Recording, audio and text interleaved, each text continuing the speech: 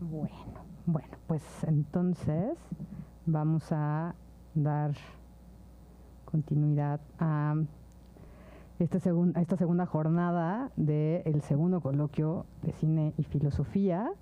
Y bueno, esta mesa, en la mesa 2,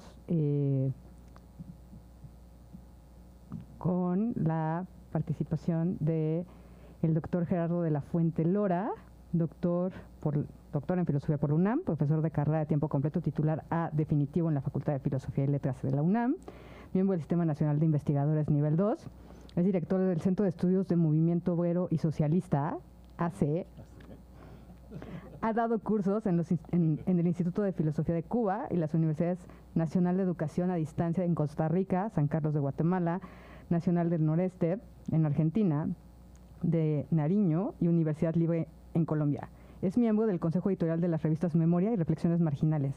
Ha sido investigador en el Centro de Estudios Interdisciplinarios en Ciencias y Humanidades de la UNAM, coordinador del Colegio de Filosofía de la Facultad de Filosofía y Letras de la UNAM y coordinador de la Maestría en Estética y Arte en la Benemérita Universidad Autónoma de Puebla.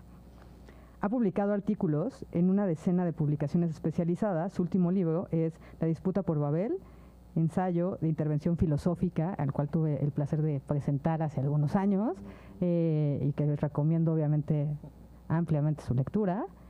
Y el día de hoy presenta, déjenme ver que se me movió esto,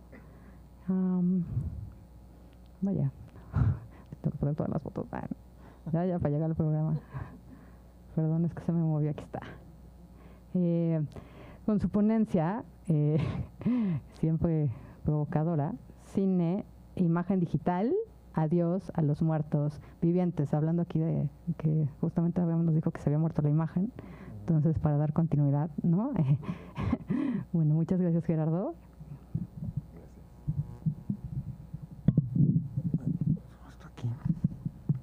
Bueno, pues muchas gracias a los organizadores y especialmente a Sonia Rangel, que es como un nuevo valor en la filosofía del cine en México y de la música. Le agradezco mucho la invitación. Bueno, en efecto me interesa hablar con ustedes, pensar con ustedes esta coincidencia en el tiempo hoy entre muchas películas, series, imágenes, muchos lugares de zombies y el hecho del cambio tecnológico, la imagen digital, que también significa un cambio fundamental en el cine porque nos plantea la posibilidad de hacer un cine extraordinariamente raro porque sería un cine prácticamente sin cámara. ¿Qué pasa aquí? ¿Cómo es casual que coincidan estas dos cosas? Eso es lo que me gustaría preguntarme con ustedes. En el momento en que se inventó la fotografía, nos dice Arthur Danto, un filósofo estético, de la estética, de la imagen muy importante, que es el más importante de nuestro tiempo, recuerda Danto cómo la invención de la fotografía causó una crisis en la pintura, porque resulta que con la cámara más chafa que puedas imaginarte, más pequeña, puedes tomar un paisaje y este paisaje está representado casi con absoluta fidelidad, mucho mejor que lo que podría ser cualquier pintor, el mejor pintor del mundo. Cuando aparece la fotografía, entonces, la pintura entra en una crisis, dice Danto. Hubo algún filósofo que dijo que iba a venir de entrada ya la muerte de la pintura. Se equivocó, porque después de la invención de la fotografía vendrá la gran pintura, ¿no? Picasso, Dada, todo eso es después de ello. Pero era lógico que se preguntara eso, que se asustara este filósofo, porque en efecto parecía cuestionarse lo más fundamental de la pintura. Dice Danto, después de eso, la fotografía va a ocasionar un impacto tal en la pintura que la pintura empieza a hacerse una pregunta filosófica. ¿Qué es lo pictórico? Y más en general, el arte empieza, a partir de ahí, sería largo explicar por qué hace la conexión Danto, pero no solo la pintura, el arte empieza a preguntarse qué es el arte. Y en el caso de la música hay un fenómeno muy similar, porque se inventa la posibilidad de grabar y también va a ocasionar un impacto muy fuerte. Dice Danto, esta es una intervención de poder de la filosofía sobre el arte, porque la pregunta ¿qué es el arte? No es una pregunta artística, es una pregunta filosófica. Y de pronto los artistas sienten la necesidad de hacer filosofía. como resultado de este impacto, la pintura empieza a preguntarse qué es lo pictórico de la pintura y se lo empieza a preguntar pictóricamente. Y entonces los artistas empezarán a plantearse, ¿qué es lo pictórico de la pintura? ¿La composición? No, ahí está Dada aventando la pintura para atrás. Ajá. ¿Qué es lo pictórico de la pintura? Kandinsky dice es el plano y es la línea. Pues sí, pero entonces se empiezan a hacer obras circulares, redondas, como pelotas. ¿Es el color? No. Muy rápidamente Malevich en 1925 pinta un cuadro que se llama Cuadro Blanco sobre Blanco. ¿Qué es lo pictórico de la pintura? Nada. En la música, Cage se plantea el mismo problema. ¿Qué es lo musical de la música? ¿Es la melodía? No. Se empieza a producir música sin melodía. ¿Es el ritmo? Tampoco. ¿Es la composición en sentido estricto? Tampoco. Hasta que llega Cage mismo y hace su obra 4 minutos 33 segundos, donde se abre el telón y hay 4 minutos 33 segundos de silencio. ¿Qué es lo musical de la música? ¿Quién sabe? En el cine también va a ocurrir eso. No podemos extendernos mucho, pero en cada una de las artes se crea una forma arquetípica y todas las vanguardias tratan de romper esa forma arquetípica.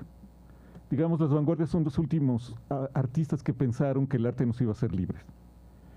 Y el problema era, ¿y por qué si el arte nos va a hacer libres, le va a dar sentido a la vida o no sé qué? ¿Por qué no lo ha hecho? La respuesta de las vanguardias es porque está encerrado. Está encerrado en la forma arquetípica. Por ejemplo, en la pintura está encerrado en el cuadro al óleo de Caballete. Y entonces, para realizar la promesa de la estética, lo que hay que hacer es romper el cuadro al óleo de Caballete. Todas las formas de romper un cuadro al óleo de Caballete son una escuela de la vanguardia. Entonces, por ejemplo, está encerrado en los museos. Entonces, los impresionistas empiezan a exhibir afuera del museo. Está encerrado en el cuadro y entonces vienen los muralistas y hacen la Biblioteca Central de la UNAM, ¿no? Está encerrado en la figuración y empieza todo el arte abstracto y así. El cine se asume también en este movimiento encerrado en una forma típica. La forma arquetípica de cine, allá diferentes autores lo tratan de diferentes maneras, pero digamos Casablanca podría ser, o Cantando bajo la lluvia, la forma arquetípica. ¿Por qué el cine no nos ha liberado? Pues porque está encerrado en la forma arquetípica. Entonces, ¿qué es hacer cine de vanguardia? Es romper la forma arquetípica de todas las maneras imaginables. Entonces haremos un cine sin audio, un cine sin narración, un cine sin sonido. En el extremo, quien lo lleva hasta el punto máximo es Guy Debord, que en 40 y tantos, no me acuerdo, exhibe una película en París, 52, en la que no pasa nada. No hay ni imagen, no hay sonido, la gente se encabrona tanto que arranca las bancas, en fin, ¿no? ¿Qué es lo cinematográfico del cine? Nada. Ajá. En esta misma reflexión, pero en una variante del problema, Edgar Morin tiene un libro muy, muy bello que se llama El cine o el hombre imaginario. Allí Morin, siguiendo esta vena de preguntar qué es el arte, se pregunta qué es lo cinematográfico del cine.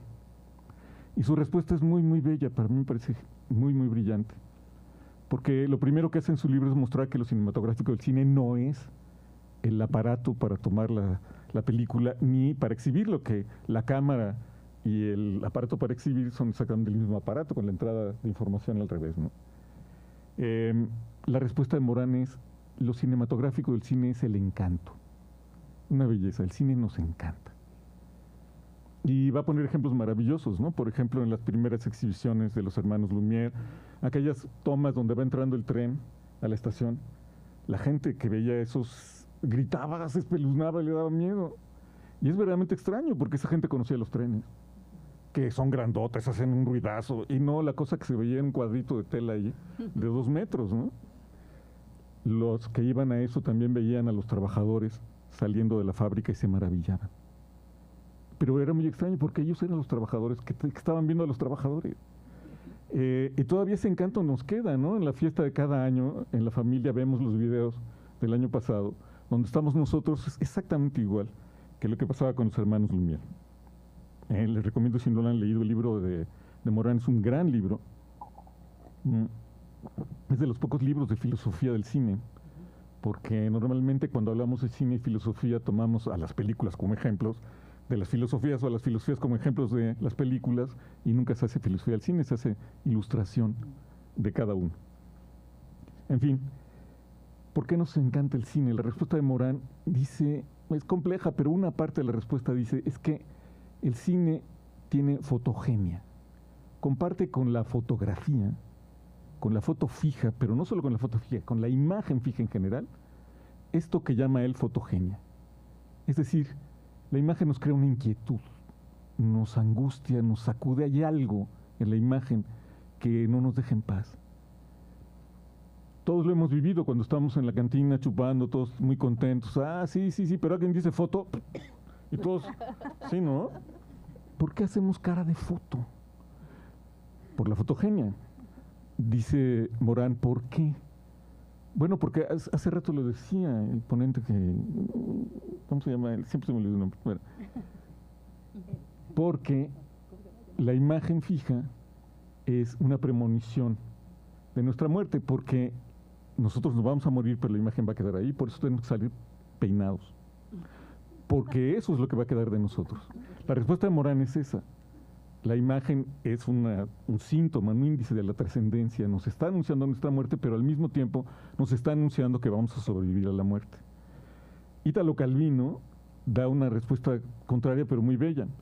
Tiene una novela chiquita que se llama La jornada del interventor electoral, y en ella narra la historia de un tipo al que le toca, ni modo, estar en la casilla en las elecciones en Italia. Ya en aquel tiempo, en los 40 y tantos, ya había foto en la credencial, y entonces ahí está el tipo, se pasa todo el día aburriéndose como loco, y entonces se pone a ver las fotos de las credenciales. Y si ves tu credencial de línea, verás que sale uno con cara de balazo también, ¿no? O sea, y se pregunta, ¿por qué? ¿Por qué hacemos cara de foto en las credenciales? Y su respuesta es la contraria a la de Morán. Hacemos cara de foto porque la foto es un índice de nuestra finitud, no de nuestra trascendencia, de nuestra finitud. Porque la foto fija nos detiene. ¿Cómo vamos a saber que estamos muertos? Porque ya no nos vamos a mover. Ajá. La foto nos toma el cadáver. Esa es la idea de Calvino. La foto siempre nos toma el cadáver, nos toma muertos. Por eso nos angustia. Ya sea porque es una imagen de nuestra trascendencia o porque es un recordatorio de nuestra finitud, entonces la imagen nos sacude. Es la fotogenia. Dice Morán, ¿por qué el cine nos encanta? Porque recupera todo esto de la fotografía, pero con un plus. Porque en el cine, lo que aparece en el cine son muertos, pero muertos que se están moviendo. El cine es el arte de los muertos vivientes. Es la idea de Morán. Una idea muy bella. No podemos extendernos mucho ahora en todas las implicaciones de eso, pero sí vale la pena recuperar que entonces hay un género cinematográfico que es la reflexión del cine sobre el cine. El cine de muertos vivientes es la manera en que el cine reflexiona sobre el cine. Por eso, siempre que haya cine, va a haber cine de muertos vivientes. Porque en las películas de Drácula, Frankenstein y todas las demás, incluso zombies, cosas así, lo que está haciendo el cine es pensar sobre el cine. Son películas sobre las películas. Esa es la idea que nos gustaría retomar acá. Sucede también en otras artes. Jacques Derrida piensa en el dibujo y Derrida dice que el dibujo de personas ciegas es el género en el que el dibujo piensa en el dibujo. No voy a explicar ahora por qué, pero eso es solo un ejemplo, pues. Hay ciertas formas de hacer artes en las que el arte reflexiona sobre sí mismo. El cine reflexiona sobre el cine cuando filma muertos vivientes. Podríamos hacer ahí toda una historia de cómo van cambiando las películas de muertos vivientes. Cuando revisamos eso, veremos que una cosa peculiar de los muertos vivientes está especialmente marcada en Drácula, y es que el cine piensa en ese momento cómo va a retomar la singularidad, el individuo. Es que Drácula no se puede ver en el espejo. Ajá. Y el cine piensa en eso. Sí, pero atención, tú y yo somos Drácula, porque yo los puedo ver a todos ustedes, pero yo no me estoy viendo a mí. La individualidad y la fotografía está en juego ahí. En fin, se puede hacer toda una historia del cine de muertos vivientes y analizar cómo estos muertos vivientes tienen una característica sexual muy, muy fuerte. Frankenstein tiene un lado de sexualidad muy, muy fuerte y Drácula también. Pero una cosa que nos importa mucho es que los zombies no. Si vemos la evolución del cine de muertos vivientes y comparamos este devenir de los Dráculas, Frankenstein y todas estas cosas, hasta los zombies, veremos que algunas cosas que van pasando ahí tienen que ver con la sexualidad y los zombies ya no. Ahora bien, no es lo mismo, el orden de las palabras sí cambia los productos a veces. Porque no es lo mismo hablar de una vaca sagrada que de una sagrada vaca. Ajá. Una vache sacrée no es lo mismo que una sacrée vache.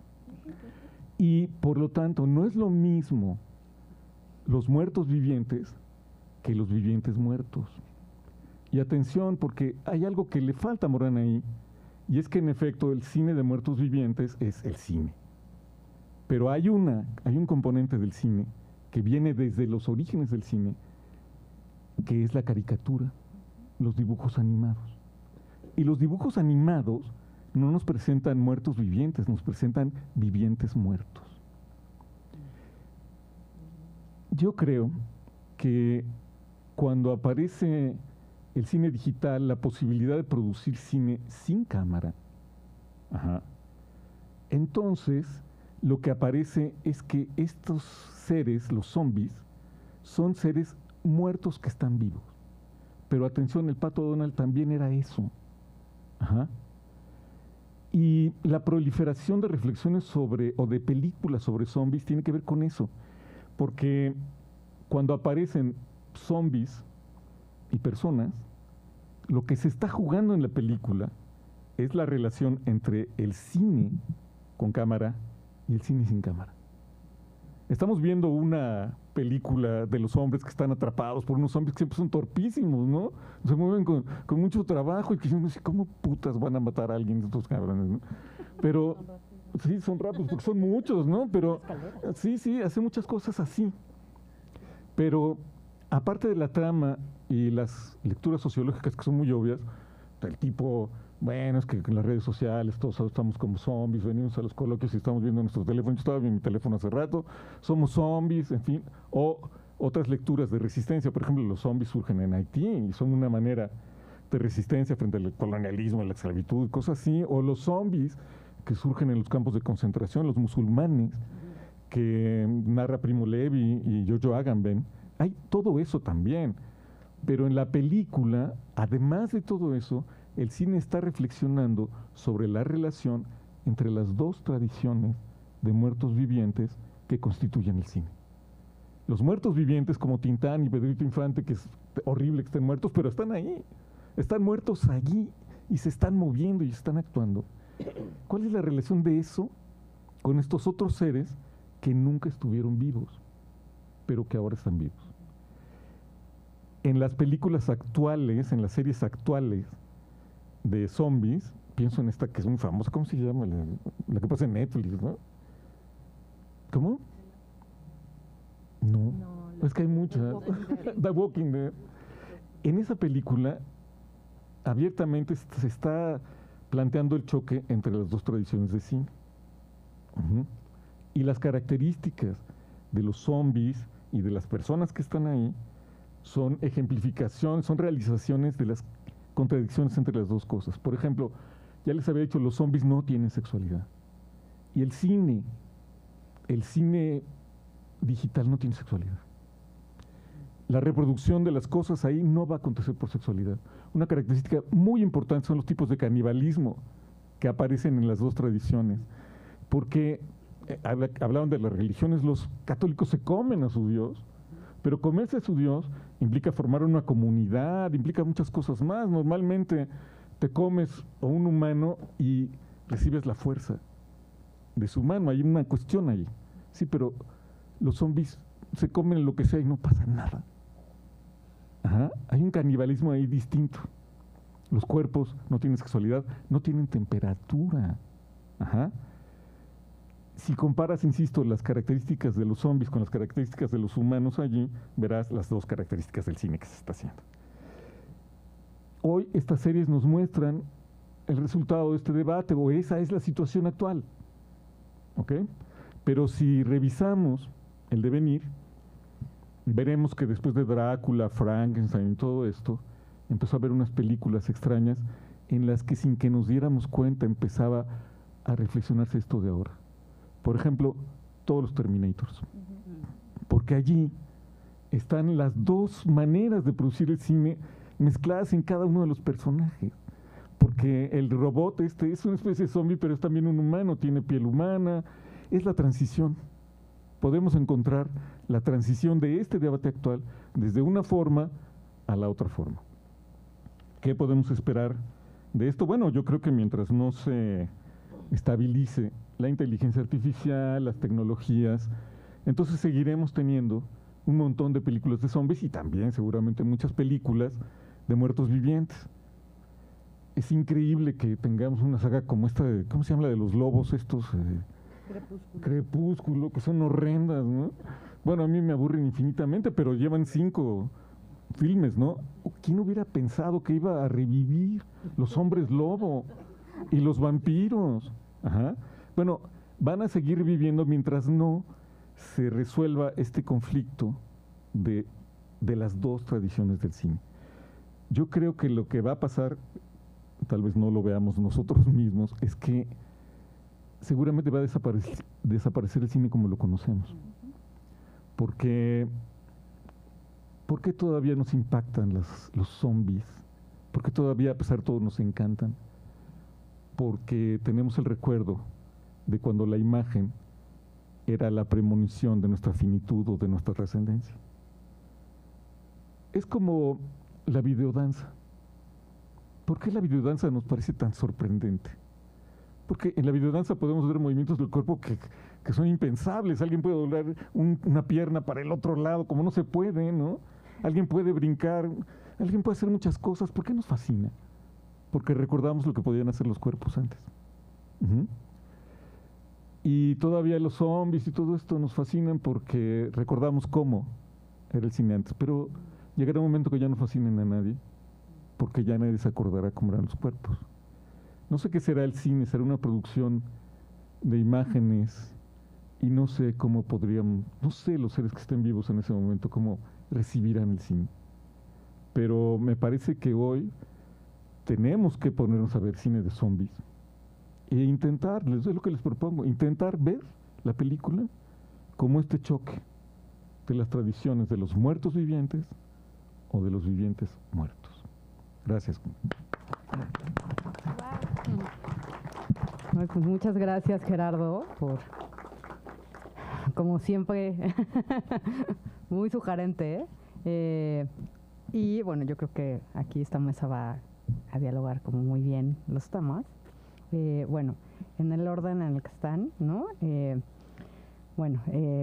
La doctora Sandra Loewe es licenciada en Artes Visuales y maestra en Cine Documental y doctora en Artes y Diseño con la especialidad de Cinematografía Documental. Se especializa y certifica en la postproducción y procesos de intermedia digital en Olin Studios, responsable de postproducción en Labo Films para el área del Labo Digital, realizadora, editora y postproductora para diversos proyectos cinematográficos nacionales e internacionales. Sus líneas de investigación se intervienen en áreas como la tecnología de producción digital, de medios audiovisuales y cinematográficos, la distribución y difusión de la cinematografía, medios digitales y la biopolítica y necropolítica en la cinematografía. Y nos va a presentar un ensayo visual, audiovisual, que, déjenme ver, perdón, que se titula Anestesia visual, materialidad de los medios en la era de la inteligencia artificial. Hola, ¿me escuchan? Ya nos conectamos todos. Hola a todos. Hola. No tengo buena señal. Sí, te escuchamos. Te escuchamos. Te vemos. Yo los veo. Hola, Sonia. Te mando un abrazo estrujado. Ya se escuchan todos. Arranquemos. Bien, Pues como a mí me gusta hablar sola y puedo revivirlos, los invité a este coloquio para que me ayuden a explicar este proceso sobre la propia materialidad de los medios digitales, que hoy también debemos pensarlo para los propios futuros de nuestras comunidades de creadores, nuestros alumnos. Su mundo y la tecnología de producción ha cambiado y solo en este último año podemos ver generadores de imágenes mediante prompts que eliminan por completo la multiplicidad de ideas y pensamientos que pueden existir en un proyecto fílmico.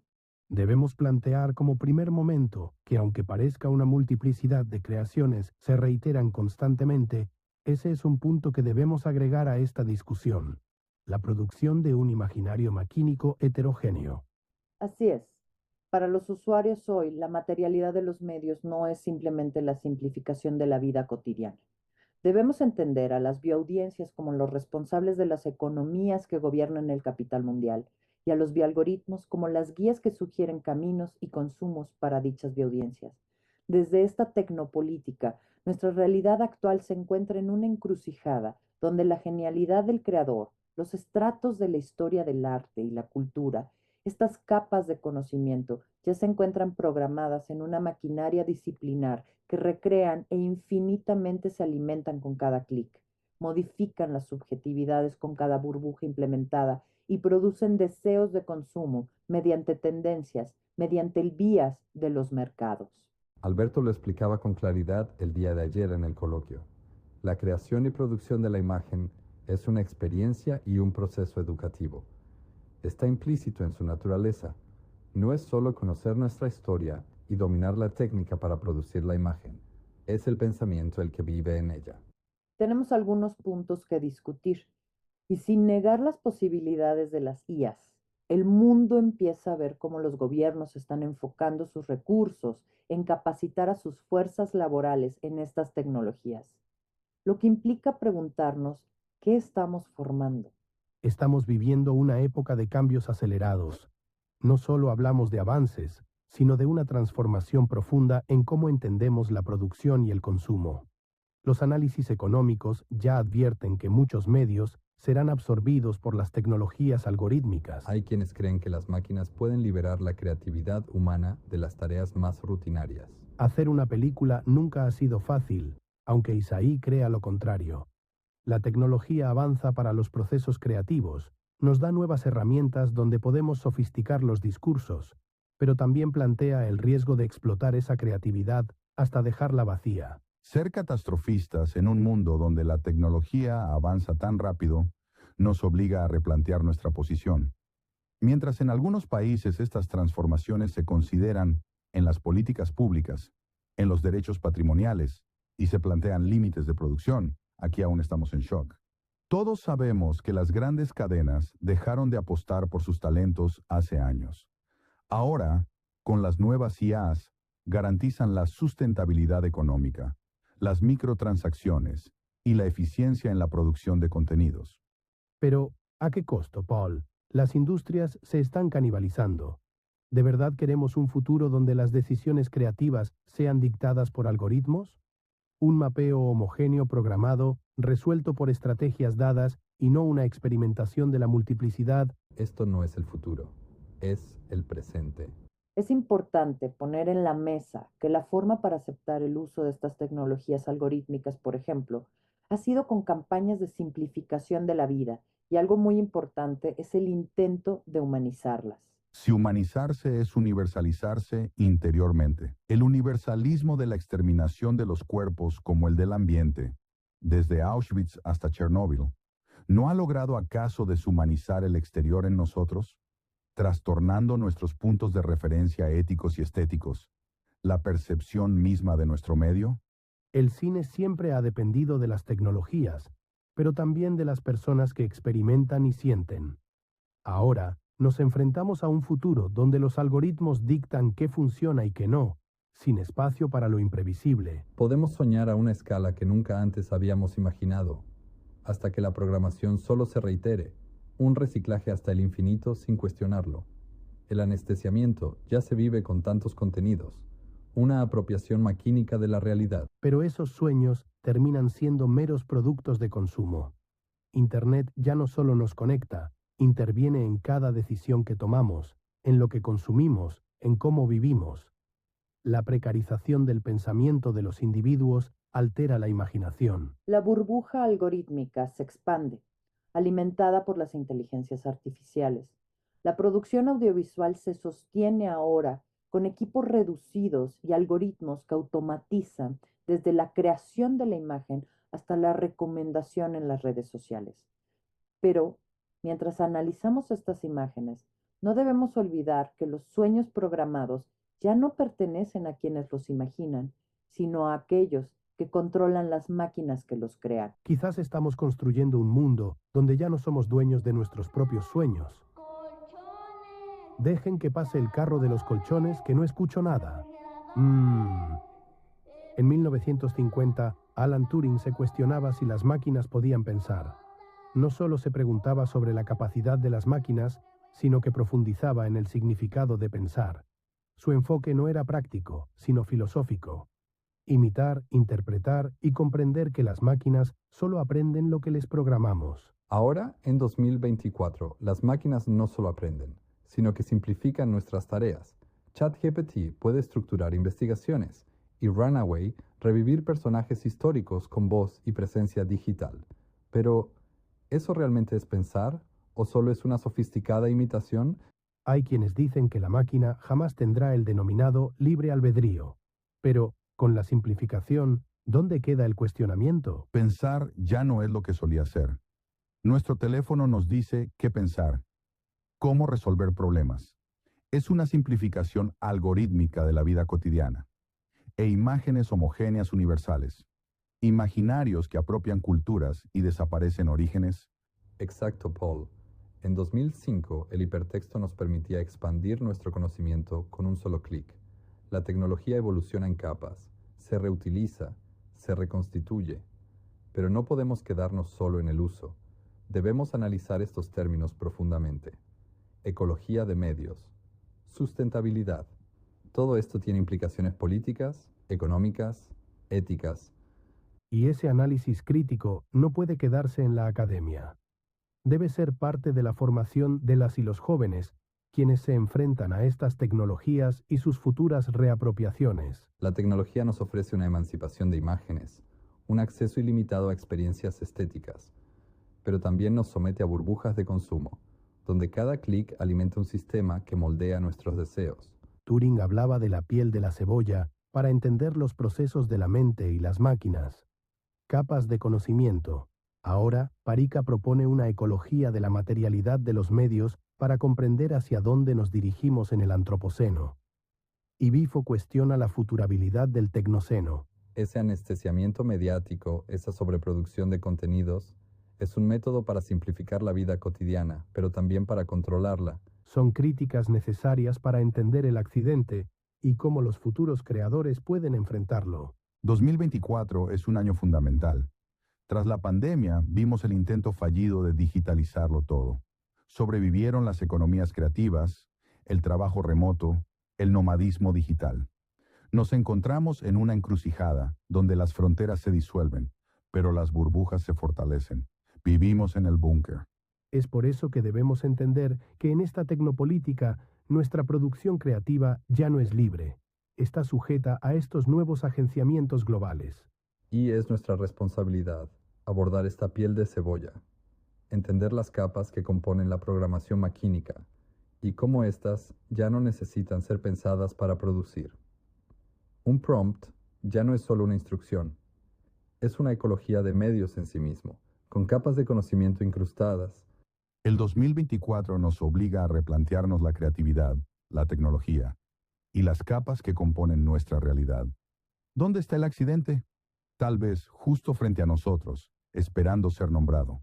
El miedo a las tecnologías no es nuevo. Las reacciones sobre el uso de las mismas tampoco. Sin embargo, la producción de subjetividades derivaron en su momento en la creación del ingenio cinematográfico, y el mismo ha transformado al mundo. Estamos en medio del ojo del huracán. Muchos aquí presentes piensan que nada va a pasar. Quizá los actores de carpa pensaron lo mismo con las vistas de Lumière. Pienso que es un momento importante para replantearnos que, aunque es muy fácil intelectualizar y delegar a la homogenización, hacia una cultura comercial. Esa misma cultura es la que somete a nuestros espacios de formación, la poca industria que será la fuente laboral para muchos de nuestros alumnos. No debemos por ningún motivo subirnos a la escalera reaccionaria y tampoco pensar que este virus maquínico no nos va a tocar. Esta es una crítica que debe abordarse en cada aula, pero sobre todo abordarse con conocimiento.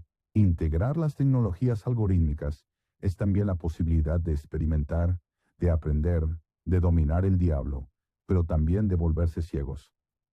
Pues quiero agradecerles, Paul, Gilles, Michelle, haber sido parte de este coloquio. Y aunque sin permiso los reviví, creo que es importante también hacer una demostración de lo que podemos hacer con las aplicaciones gratuitas de IA. Y que quizá en poco tiempo, a la velocidad que vamos en esta realidad maquínica, no se escuchen tan robotizados y como hologramas.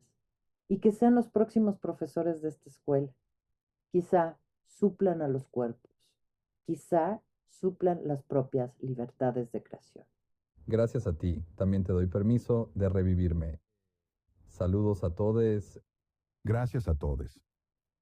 Gracias y nos vemos el próximo año. I'm running out of fantasy. I don't know what else can happen now. Muchas gracias, Andrea. Poniendo en escena lo que justo la comentaba Gerardo. Quedó muy bien, por eso cambié un poquito el orden. Y bueno, para cerrar esta mesa y abrir después a las preguntas y comentarios, la doctora Yelenia Cuervo Moreno, profesora de tiempo completo en la Unidad Profesional Interdisciplinaria en Ingeniería y Tecnologías Avanzadas, UPITA.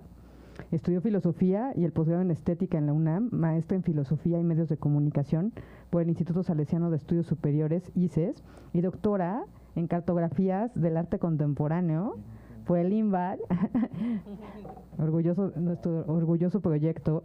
Ha publicado diversos artículos sobre cine, cibercultura y educación, y es muy modesta porque además es una gran poeta y acaba de sacar un nuevo libro que ahorita en lo que expone lo saco a presumir aquí para que lo vean.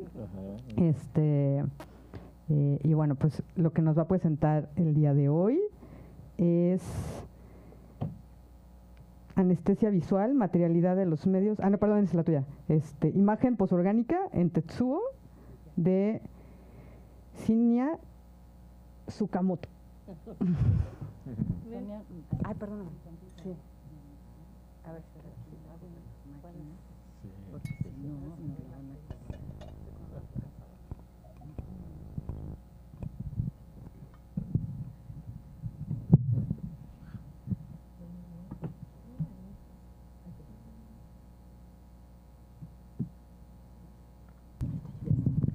Bueno, sí. Ay. Bueno, muchas gracias. Gracias a todos por estar aquí este día. Gracias a Sonia y Isaí por la invitación. Sin duda un placer estar en esta mesa que, pues sí, hay varias cosas que dialogar. Y bueno, yo en la vieja tradición voy a leer. Ay, pero a ver. Bueno, como una breve introducción a mi ponencia, pues quisiera retomar dos conceptos básicos para entender un poco hacia dónde voy, que retomo de Deleuze. Bueno, principalmente uno es la imagen cuerpo y entender un poco hacia dónde va como esta filosofía del cine que él propone, para después como entrar a un problema que yo observo justamente en esta película, derivado de la posmodernidad. Entonces, para Deleuze, el arte es la capacidad para crear bloques de sensación y espacios para un devenir afectivo. En este sentido, las artes transitan entre los afectos y los preceptos, es decir, aquellas sensaciones que resultan independientes de quien las experimentó, posibilitando su autonomía y la apertura hacia un pensamiento sensible, una estética. Por otra parte, advierte Deleuze, las diversas artes no se limitan a la forma o a la materia de expresión, sino que se convierten en territorios, planos estéticos, que no se reducen a las técnicas empleadas para la creación, sino que es a través de la forma en donde se expresan esos bloques de sensación o la singularidad de cada una de las obras artísticas. Ahora bien, el cine, en tanto arte, nos permite reflexionar sobre las imágenes y la manera en que acontecen como pensamiento. En este último sentido, recordemos el modo en que la imagen-cuerpo nos apertura una propuesta de pensamiento en torno a la corporalidad en filmes específicos. Pero, ¿qué sucede cuando la imagen-cuerpo deviene? Cuando los cuerpos pierden su gravedad, su tensión, su musculatura para ser un otro en el cine. 1. Los cuerpos poshumanos, hibridaciones. En la actualidad, desde la mirada posmoderna, la consigna de la obsolescencia biológica del cuerpo se instaura como una búsqueda constante por la superación de nuestra decadencia. Para Paula Sibilia, surge una época poshumana donde la imaginería es técnicamente posible. Los cuerpos contemporáneos se presentan como sistemas de procesamiento de datos, códigos, bancos de información, al mismo tiempo que los avances de las cirugías médicas, los trasplantes de órganos, el desarrollo de partes artificiales con la ingeniería biónica, la creación de tejidos, la manipulación genética, la nanotecnología y la cirugía estética van acrecentando una reconstrucción artificial que lucha contra la finitud del hombre. No obstante, los seres artificiales no son exclusivos de las narrativas del siglo XX o XXI. La propia historia de la humanidad, nuestra capacidad de imaginación, la literatura y el cine han dado cuenta de ello. Por ejemplo, si pensamos en el relato de la mitología nórdica que hace alusión al golem, un gigante creado de arcilla que toma vida con conjuros y rituales, o los primeros autómatas del antiguo Egipto, esculturas que desprendían fuego por los ojos y tenían brazos mecánicos que eran operados por los altos dirigentes de los templos para atemorizar al pueblo. Y por otro lado, las pequeñas figurillas de autómatas utilizadas con fines lúdicos, teatrales y religiosos. En la modernidad, el autómata era considerado como un simulacro del hombre, un ideal de la máquina perfecta que se construye como una superación de la condición humana, utopía del sueño moderno. Cito Echeverry, el autómata se presentó desde el comienzo como una máquina de todos los tiempos. Desde que el hombre comenzó a fabricar artificios, soñó con máquinas autómatas, capaces ahora de imitar sus propios actos, ahora de reproducir en su funcionamiento el curso del mundo. Antes de presentarse como una máquina con cualidades técnicas, el autómata es primero una imagen tecnomitológica, más exactamente el condensado mítico de las técnicas y las máquinas, y por extensión, de las herramientas o instrumentos. Fin de la cita. Sin embargo, el paradigma de la modernidad se transforma, puesto que ya no se trata únicamente de autómatas perfectos, máquinas significativas capaces de emular nuestras acciones humanas. En la posmodernidad atendemos a la transformación del cuerpo hacia lo que se ha denominado como poshumanismo. De esta manera, el cuerpo poshumano se afirma como una dicotomía que se va desdibujando entre lo natural y lo artificial. Cito a Braidotti: la condición humana es tal que obliga al deslizamiento de las líneas de demarcación entre las diferencias estructurales o entre las categorías ontológicas. Por ejemplo, entre lo orgánico y lo inorgánico, lo original y lo manufacturado, la carne y el metal, los circuitos electrónicos y los sistemas nerviosos orgánicos. Fin de la cita. Los híbridos entre la máquina y la carne, propios de la ciencia ficción, van diluyendo las fronteras entre lo real y lo artificial. El organismo cibernético aparece como una extensión de las posibilidades humanas. Con el arribo del cyborg, cito a Haraway, organismo cibernético, un híbrido de máquina y organismo, una criatura de realidad social y también de ficción, fin de la cita, las prótesis que ya anunciaba McLuhan como extensiones de las capacidades físicas y mentales se han transformado en prótesis de mayor desarrollo tecnológico. Elementos biocompatibles con la interfaz humana, ingeniería genética y nanomáquinas como reconstructoras de órganos biomédicos al interior del cuerpo humano, que han fundado de nueva cuenta la alusión al sueño moderno. y su contraparte, el advenimiento de escenarios catastróficos. Para Donna Haraway, los confines entre lo humano y lo animal, lo maquinal y lo orgánico, se van desvaneciendo en nuevos acoplamientos, que más allá de mostrar un ámbito apocalíptico, resultan inquietantes y placenteros, y en donde a fin de cuentas, la cito, la bestialidad ha alcanzado un nuevo rango. Las fronteras entre lo natural y lo artificial, entre el cuerpo y la mente, parecen evaporarse en la formación de quimeras, híbridos teorizados y fabricados, que imperan en la actualidad como nuestra propia ontología, porque como afirma Haraway, en algún sentido, ya todos somos cyborgs. Bueno, Tetsuo, Devenir Cyborg.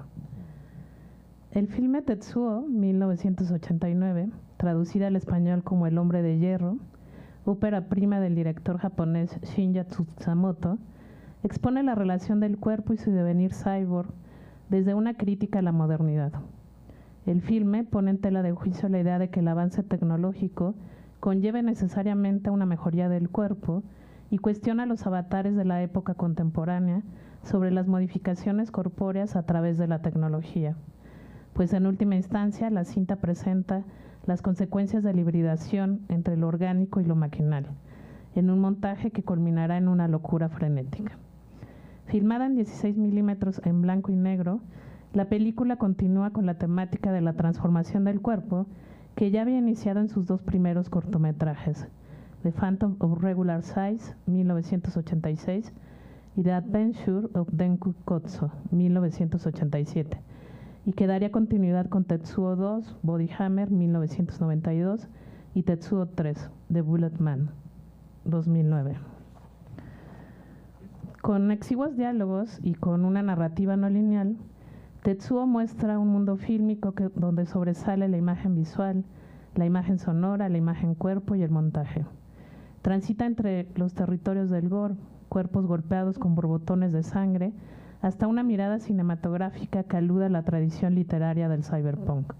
Sociedades distópicas con un destino apocalíptico provocado por el desarrollo tecnológico. En dichos espacios, Tsukamoto coloca en escena la figura de un hombre que sufre una metamorfosis corpórea que terminará en una mutación invasiva de fierros, ganchos, tubos, motores y taladros. Experiencia física que muestra cómo el cuerpo es invadido dolorosamente por la propia tecnología, generando además diversos cambios en la psique como el miedo y la ansiedad. En el filme opera un montaje acelerado que hace una analogía a la propia velocidad de las grandes urbes modernas y de la vida tecnificada. De esta manera, la cinta se convierte, en la mayoría de los momentos, en una danza delirante. La imagen sonora repite resonancias industriales, ruidos tubulares, traqueteos de motores que logran la inmersión en una audiovisión, a través de los movimientos de la cámara en mano con la que inicia el filme. Movimientos turbulentos que siguen una figura humana a la par de la música que se va intensificando en el volumen. Un acercamiento muestra el pecho del hombre para después encuadrar la pierna, que es desgarrada por él mismo, con un metal punzante. Toma siguiente, corre frenéticamente y es atropellado. Inicio de la pesadilla. Primerísimos planos, cortes e imágenes de artefactos, fundidos a negro, dan paso a un vaivén maquinal entre sonidos y ruidos que se fusionan al ritmo del thrash metal, el industrial y el post-punk, y que nos colocan ante una imagen posorgánica, más allá del cuerpo y hacia una máquina amorfa que exhibe tuberías, tuercas y taladros. La temporalidad se acelera a través de las rápidas imágenes recuerdo, como si se tratara de instantes en la memoria del personaje. La imagen tiempo, aquella que Deleuze explica como la presencia de la temporalidad pura, más allá de las acciones o del tiempo narrativo en el que se llevan a cabo las imágenes movimiento, se presenta en capas que van mostrando los instantes temporales de las alucinaciones y los instantes temporales de la transformación maquinal, en donde muchas veces confundimos ambos, por lo que después ya estamos inmersos en lo que en apariencia podría ser un sueño. El hombre despierta, se mira en el espejo, y de una herida en su rostro sobresale una protuberancia de hierro, que poco a poco irá dando paso a los cambios de su corporalidad de manera grotesca. La segmentación del cuerpo se mostrará en los encuadres constantemente a través de acercamientos con una gran velocidad. La transformación en cyborgs se da ante la presencia de una mujer. Rápidamente el cuerpo se va llenando de diversas protuberancias de hierro.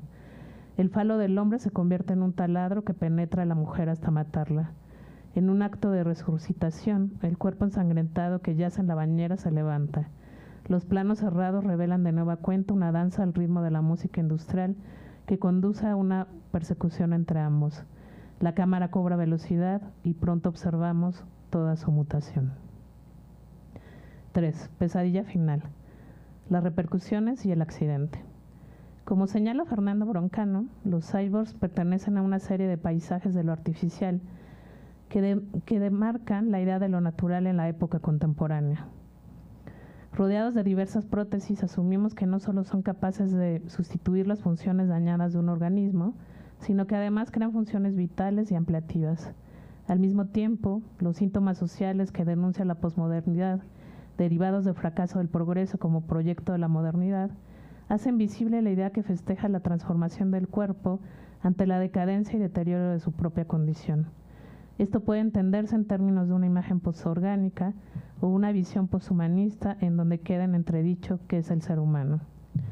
Si bien habría que decir que la filosofía del siglo XX estuvo marcada por una visión pesimista de la tecnología, que derivó de un contexto en torno a las repercusiones de la Segunda Guerra Mundial, el uso bélico tecnológico, la experimentación humana durante el Holocausto y las consecuencias catastróficas de dichos eventos.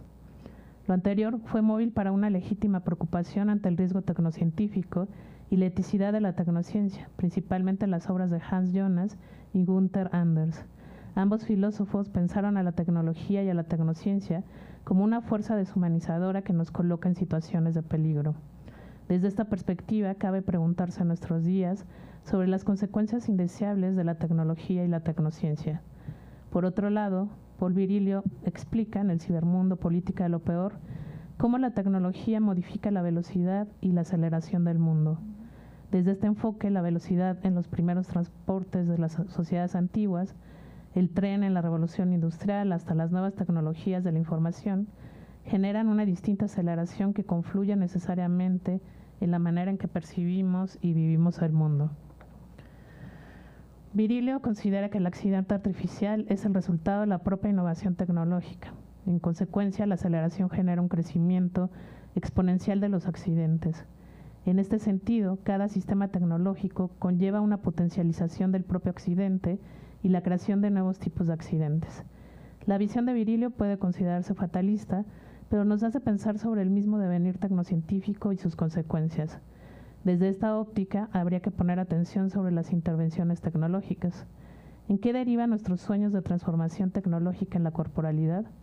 Sin asumir una aseveración tecnofóbica, pienso que el filme de Tetsuo pone en tela de juicio la idea lineal del progreso moderno, así como la idea de las mejoras del cuerpo propias de la posmodernidad, pues también las hibridaciones contemporáneas logran mostrarnos el lado oscuro de nuestra racionalidad instrumental, así como los fallos del universo artificial. Ubicados ante un cyborg monstruo, ¿qué nos queda de cuerpo? ¿Qué se resguarda de la piel, de la carne, de la fuerza palpitante, de la energía, del instinto, del deseo? Tetsuo inaugura una nueva prótesis maquinal donde la experimentación de la sensibilidad corpórea desaparece. La carne queda diluida en ese montaje veloz de imágenes sonoras industriales que nos reubican en las escenas distópicas en el acontecimiento de una futurabilidad grotesca. Gracias. Bueno, pues muchas gracias a los tres. Bueno, yo no voy a tomar la palabra, quiero que hagan más bien preguntas el público, ya sabía yo. Isaí, el micrófono. Ay, no. Está ahí el ¿Ya lo tiene Isaí? Ahí está abajo. ¿Ya está mi bolsa? Ahí está. No voy yo.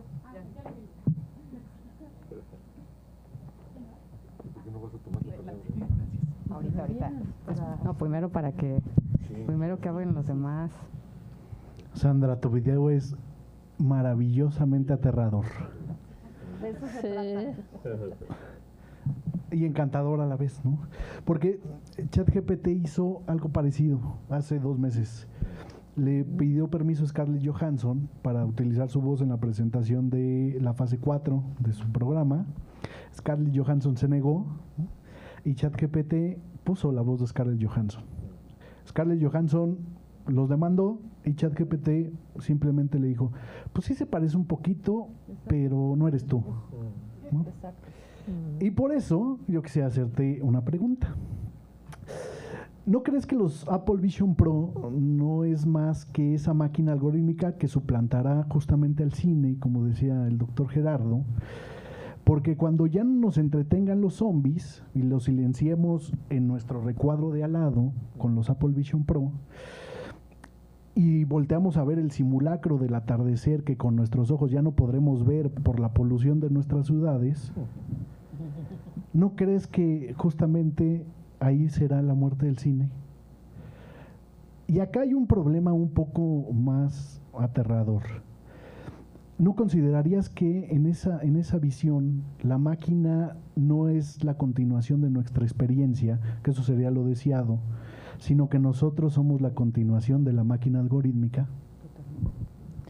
Bueno, en primer lugar, hablando de la historia de las tecnologías, cuando Sony sacó Betacam, se clavó con una tecnología que era para unos cuantos, igual que los Apple Vision Pro. ¿Cuánto cuestan? Ok. Bueno, ¿cuántos de aquí pueden comprarse unos Apple Vision Pro para vivir una experiencia inmersiva?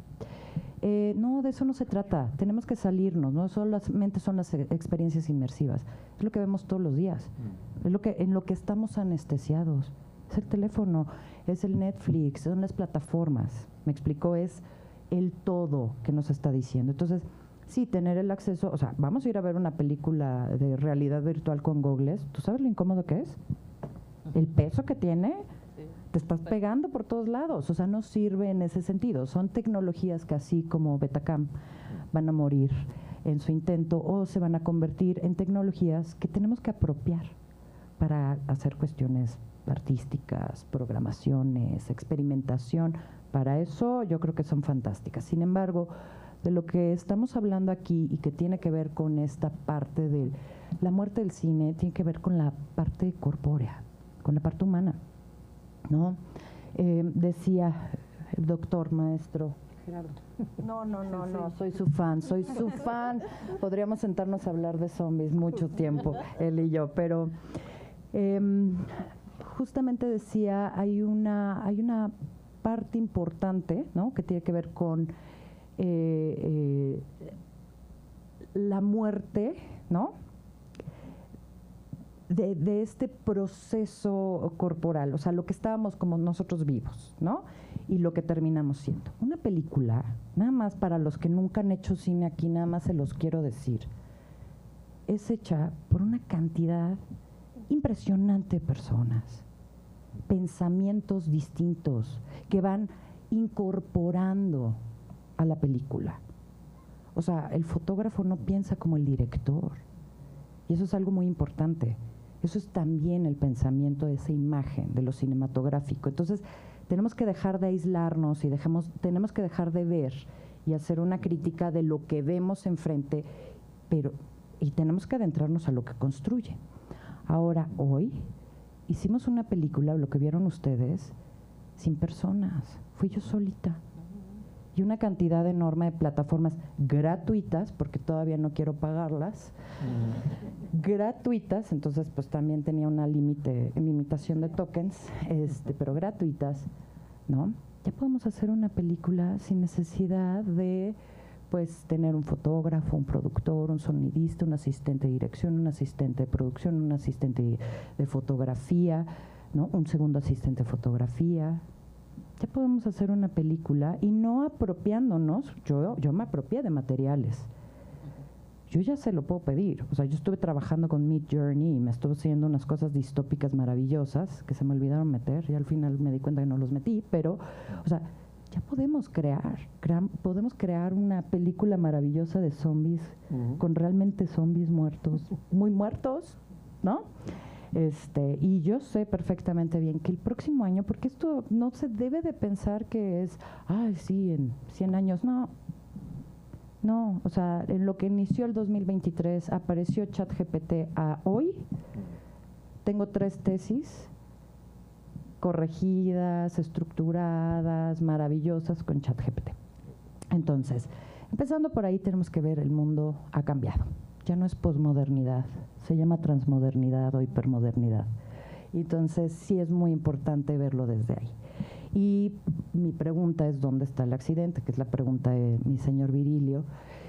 Y creo que también tiene que ver con algo que estamos formando, porque no estamos deformando a nuestros alumnos en cuestiones de medios o de cinematografía, ¿no? Lo seguimos formando como se hacía una película hace 50 años. Por Dios, estos chavos ya se ponen a ver a Eisenstein y dicen, a Tarkovsky, no, o sea, ellos ya están en otro canal, ya hay otra situación, pero ¿cuál es nuestra responsabilidad?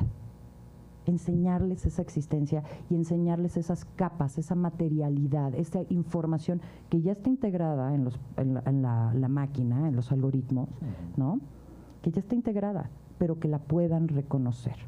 Porque hoy cualquiera, y lo vemos con todos nuestros influencers que se dedican, tú y yo de seguro tenemos el mismo algoritmo en Instagram, pero todos nuestros influencers que ya dicen, pum, pum, pum, prompt, quiero un actor que baile y que cante y no sé qué, ya hay un movimiento de cámara, ya hay un ángulo de óptica, ya hay un color, ya hay una cantidad de técnicas del lenguaje cinematográfico que están programadas. Entonces, ¿no? Más bien, hay que pensar qué va a pasar después y lo puso muy en claro Sonia. Ya, ¿quién sigue?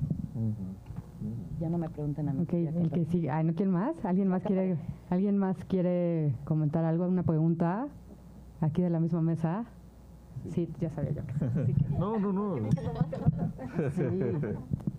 No, me encantó tu video, muy bello. Además quedó muy bien con lo que yo había dicho. Como que nos hubieras puesto de acuerdo para hacer un performance aquí, ¿no? Exacto. Nada más, dos cosas. Creo, insistes en tu video, que esto es una universalización, dices uniformación, pero no estoy seguro que sea así porque ya a nivel formal, matemático, los algoritmos también incluyen el azar y no es seguro que esto sea solo uniformización, ¿no? Ahí el teorema de Gödel y mil cosas más nos dirán que no, que también puede existir lo inesperado ahí y no sé qué vamos a hacer con eso, por un lado. Por otro, creo que hay el impacto de todo esto. Tienes razón, yo dije que algún día no, te está pasando ya ahora, pero tiene otros aspectos. La primera vez que una computadora venció a un jugador de ajedrez fue hace ya mucho tiempo, en 94 creo, ¿no? Blue Note, no sé cómo se llamaba la máquina. Y sin embargo, dos cosas, el ajedrez no desapareció. Lo cual es interesante, ¿no? ¿Para qué juegas ajedrez? Si la máquina siempre va a ganar. Ahora ya puede estar absolutamente seguro de que la máquina siempre va a ganar. ¿Por qué sigue habiendo ajedrez y por qué sigue habiendo torneos de ajedrez? Por un lado, los programas de ajedrez han ayudado a mejorar el juego de ajedrez de los humanos porque la máquina puede analizar partidas como uno nunca lo hubiera podido hacer. Entonces, ayudan, se aprende. Por lo que estabas diciendo, los estudiantes de cine deberían conocer los algoritmos porque esos algoritmos les van a permitir analizar mejor sus películas o las películas de la historia del cine. Pero por otro lado, la máquina en ese terreno justo hace que pierda sentido la noción de competencia. Nadie le va a ganar a la máquina. El gran maestro mundial, el mejor gran maestro mundial, no es el mejor gran maestro mundial. Y nadie lo va a hacer. ¿Qué sentido tiene competir? Eso es un impacto de estas tecnologías que me parece muy importante. No sé cómo puede aparecer eso en cine, pero en la cultura en general, imagínense que viviéramos en un mundo en que ya no se trata de competir. Ese cambio es brutal, modifica toda la civilización humana. Aquí competimos por los estímulos, competimos por el premio a la mejor ópera prima, competimos los hombres a ver quién la tiene más grande todo el tiempo. ¿Qué pasa si ya no está ese elemento ahí? ¿Por qué? Porque no tiene sentido. Porque las máquinas siempre serán mejores en todo. ¿Cómo va a cambiar nuestra cultura? ¿Cómo va a cambiar las relaciones entre hombres y mujeres? Hay algo ahí de misterioso que sí abren, yo creo, estas tecnologías. No sé a la hora de hacer arte, cómo funciona la competencia en el arte. Pero algo modificará, ¿no? Sí, vas.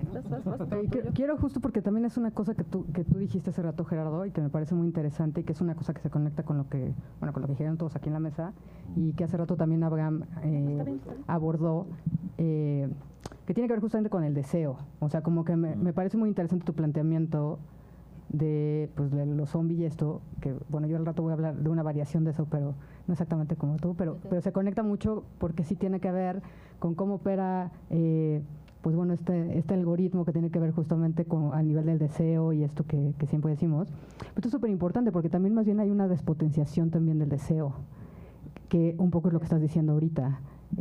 Si ya no tienes como estímulo, o sea, como que de repente lo que pasa en esta automatización, porque también un poco siguiendo la pregunta que hacía Abraham ahorita, pues es que ya nosotros no somos los que programamos, más bien somos programados.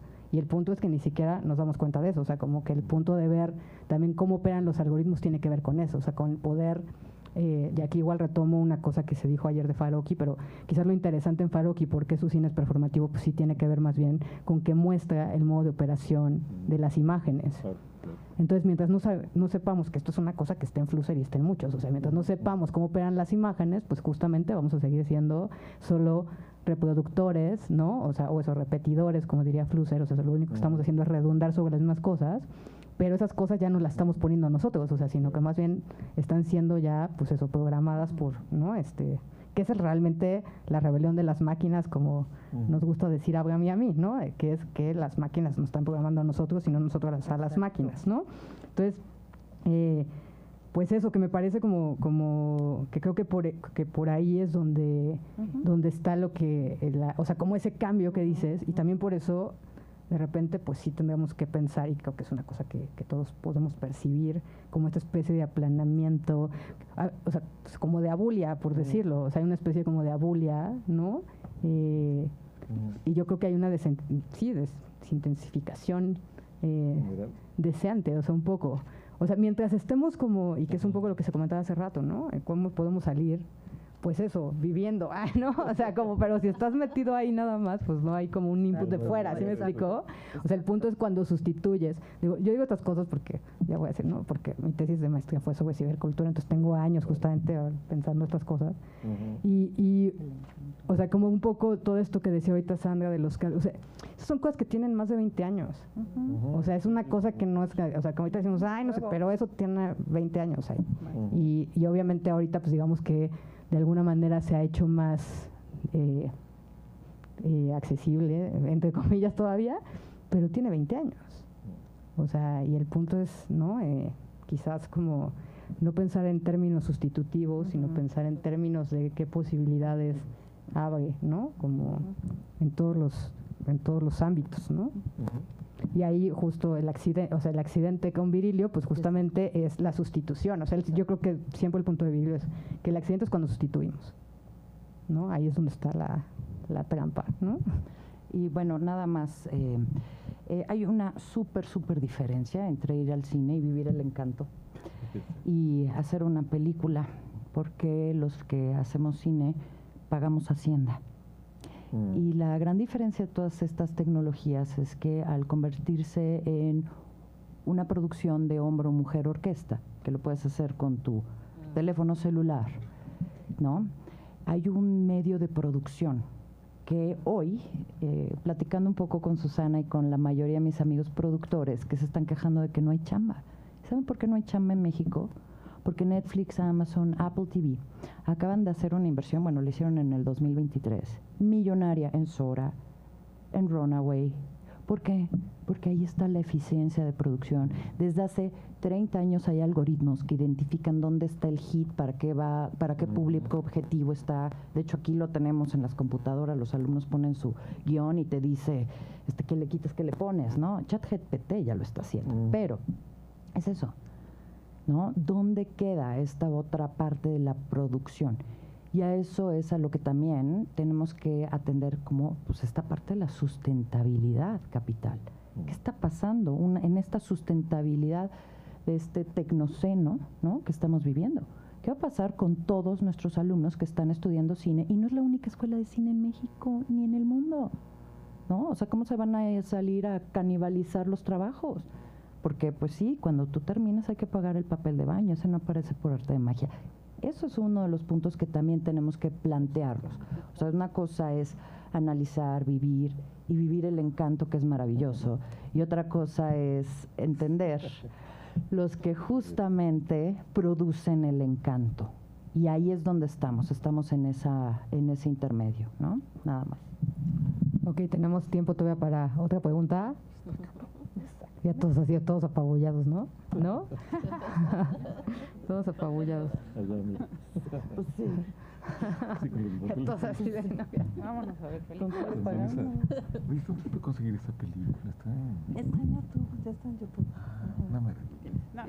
Tetsuo es increíble.